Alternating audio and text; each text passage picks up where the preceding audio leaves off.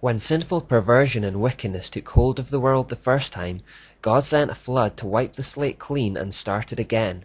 However, our study so far has shown that within just a few generations of the flood waters receding, wickedness was already re-establishing itself in the world, with Babylon at its epicenter. It seems that as long as people are unified and left to their own devices, the result will always be a swift descent into degradation, the natural state of the unreformed human heart. God had already promised not to reset the world with a flood again, and even if he did, it would only be a few generations before he would need to do it again. C.S. Lewis put this well in Mere Christianity. What Satan put into the heads of our remote ancestors was the idea that they could be like gods, could set up on their own as if they had created themselves, be their own masters, invent some sort of happiness for themselves outside of God, apart from God. And out of that hopeless attempt has come nearly all that we call human history. Money, poverty, ambition, war, prostitution, empires, classes, slavery. The long terrible story of man trying to find something other than God which will make him happy.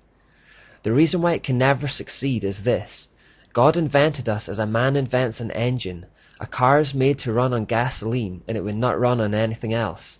Now God designed the human machine to run on himself. He himself is the fuel our spirits were designed to burn, or the food our spirits were designed to feed on. There is no other. That is why it is just no good asking God to make us happy in our own way without bothering about religion. God cannot give us a happiness and a peace apart from himself, because it is not there. There is no such thing. That is the key to history. Terrific energy is expended, civilizations are built up, excellent institutions devised, but each time something goes wrong. Some fatal flaw always brings the selfish and cruel people to the top, and it all slides back into misery and ruin. In fact, the machine conks. It seems to start up all right and runs a few yards, and then it breaks down. They are trying to run it on the wrong juice. That is what Satan has done to us humans. To solve this problem, instead of wiping everything out and starting again every few generations, God had a far more subtle but long-lasting solution. So long-lasting that it is only now, in the 21st century, that mankind is getting close to reversing it. He said, "Come, let's go down and confuse the people with different languages.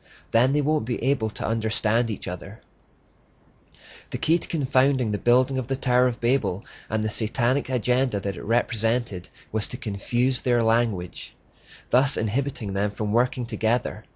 It brought confusion and eventually caused them to scatter, leaving their plans unfinished. In that way, the Lord scattered them all over the world. Babel literally translates as confusion, and it is the word through which we get Babel in English. But as the people scattered, they carried with them the remnants of their mystery Babylon religion wherever they went. This religious system of muddled half-truths and inversions of the truth spread across the globe, and it formed the wellspring for all subsequent false religions and endless mythological systems. And this is where the story gets trickier to follow. As the people scattered outwards from Babylon and into the rest of the world, the single, easily identifiable mystery religion became different things in different places at different times. Marduk, or Nimrod, Astarte, or Semiramis and Tammuz, had already been given multiple names to represent different parts of their character, and had then developed into distinct personalities as legends and myths cropped up around them. These distinct personalities were then assigned to various aspects of daily living. There was the god of war, the god of the sea, the god of fertility, and the sun god, etc. Indeed, a god or goddess for just about everything. So we already had perhaps hundreds of gods. But because everyone now spoke a different language and they had moved to different regions around the world, these gods and goddesses assumed different names depending on the location. In Greece, Astarte became known as Aphrodite or Athena. In Egypt, she became Isis. In Canaan, she became Ishtar. In Ephesus, she became Diana. In Israel, she became Ashtoreth. The Phrygians knew her as Cybele. In Phoenicia, she is known as Europa. In Rome, she was known as Ceres and Venus. As the goddess of Thelema, she is Nuit, Tanuit, or Anuit. In India, she became Kali. So the gods multiplied and hundreds became thousands. It's estimated that there are around 5,000 different names altogether for the goddess stemming from Semiramis alone. As I read those names, some of them will have rang a bell while others will be more obscure. Names like Aphrodite and Venus are still widely known, others like Demeter and Cybele are now mostly unheard of. Or on the male side you will have heard of Apollo, Mars, Achilles or Poseidon, but may perhaps be less familiar with Nebo or Nabul. The names that are still well known tend to be the Greek or Roman forms, mainly because they had such great empires and as a result their mythologies were most widely spread, written about and preserved. So well preserved that they are still household names. There are shaving products named after Venus. We had a NASA rocket ship called Apollo. We've had movies like Troy starring Brad Pitt as Achilles, in which some of these muddled half-truth stories and legends of heroes are depicted. The name Europa has even become the name of a whole continent, but they all go back to just 3 people from Babylon: Nimrod, Semiramis, and Tammuz. You can see the common threads if you look for them. You will see recurring titles such as Queen of Heaven, the Great Mother, Mother Goddess, or even Mother Nature.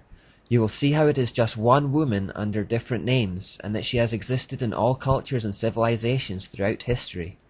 You'll also see how all those ancient mythologies contained family relationships and feuds, very often culminating in murder and incest. You'll see the recurring theme of mother and child cults that began with Semiramis and Tammuz.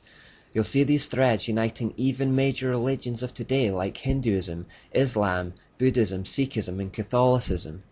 You'll discover in fact that all false religions sprang from the mystery Babylon religion, and that is why they have these commonalities. Keeping track of all the routes the Babylonian religious system took, however, is impossible and also unnecessary. We don't need to do an in-depth analysis of how the mysteries became Hinduism in India or Buddhism in the Far East, for example. We only need to focus on a few threads, namely how the mystery spread from the Middle East into Europe. The key point at this stage, however, is to understand that all mythological systems and false religion and gods and goddesses can be traced back to just 3 people in Babylon, and behind their mystery religion is Satan himself.